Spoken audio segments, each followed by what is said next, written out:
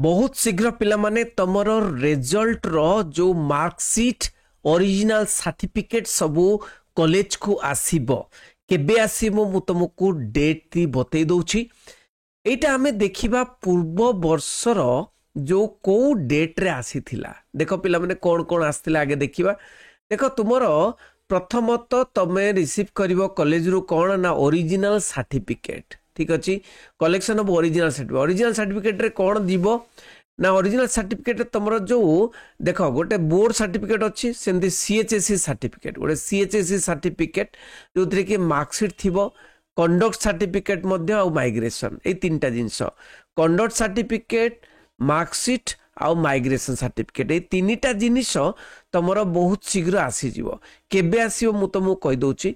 देखो पिला माने लास्ट ईयर 2024 कथा मु कहूचे 2024 रे तमरो 26 तारिख बाहरी थिला नहीं कि 26 तारिख 26 मे रे बाहरी थिला तमरो रिजल्ट। ओके 26 मे रे बाहरी थिला रिजल्ट एवं 12 तारिख इश्यू कर देला जे 12 तारिख ए जो माने कंट्रोल ऑफ एग्जामिनेशन माने सीएचएससी तरफ रु तमरो मार्कशीट पाई आसीगला जे 12 तारिख रु आसीगला जे तमरो मार्कशीट पाई तमरो मार्कशीट जीवो कॉलेज को कॉलेज रु कोन माइग्रेशन सर्टिफिकेट एगुड को सब आ सीएलसी मध्य माने सीएलसी जोटा कि कॉलेज लिविंग सर्टिफिकेट मध्य तुमको एगुडा को रिसीव कला परे तमे सेटा भी नबो।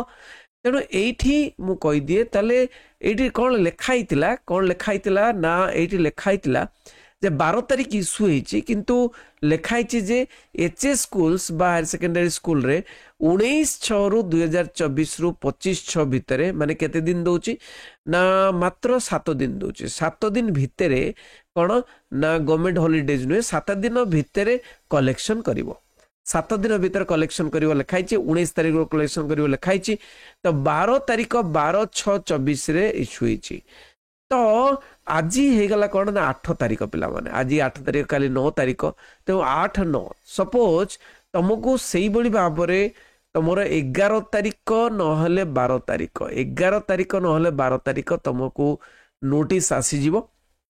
आउ एथर टिके जल्दी हम ये जो 19 तारिख लिखाई 19 तारिख नुह एथर टिके 15 तारिख आड़ को माने स्टार्ट हो आम जो देखा माने कैलेंडर देखा ताले 15 तारिख संडे हो 16 तारिख रु स्टार्ट हो जाई पारे मंडे रु 16 तारिख रु तुमको मिलिबो कौन माने तमरो मार्कशीट सर्टिफिकेट सब मिल जिवो 16 तारिख रु।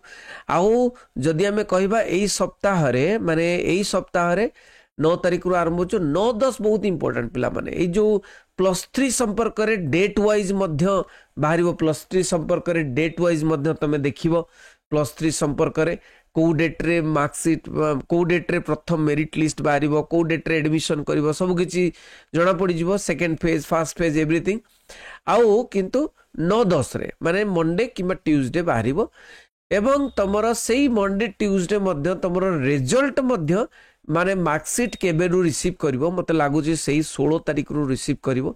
आगुर 19 तारिख थिला तेनु 4 दिन पूर्वरु रिजल्ट भी एथरो बाहरी 4 दिन पूर्वरु तेनु 16 तारिख रु तमे माने कॉलेज रु रिसीव करि परिवो तमरो सर्टिफिकेट नै कि।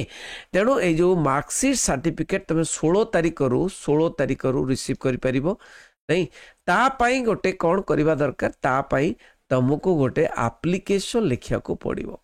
ठीक अच्छे एचकेएसआर एप्लिकेशन केमिति एप्लिकेशन लिखिबो कोन करिवो मु तुमको कहि देबी एवं एई बळी भाबरे तमे केमिति एप्लिकेशन गोटे दबो से एप्लिकेशन लिखिबो जे माने कोन दबा पई जो original certificate marksheet migration certificate ता सहित सीएलसी कॉलेज लिविंग सर्टिफिकेट नहीं तेणु गोटे एप्लिकेशन दबा को पड़ो से एप्लिकेशन अनुसार तमे कौन एगुड़िक सब पाइब एवं आ गोटे कथा होची एथर पैसा सब कलेक्शन कर ऑलरेडी फॉर्म फिल बेलू तुम दे दीच पैसा तेणु कॉलेज रे आउ बेसी पैसा मागिबे नाही।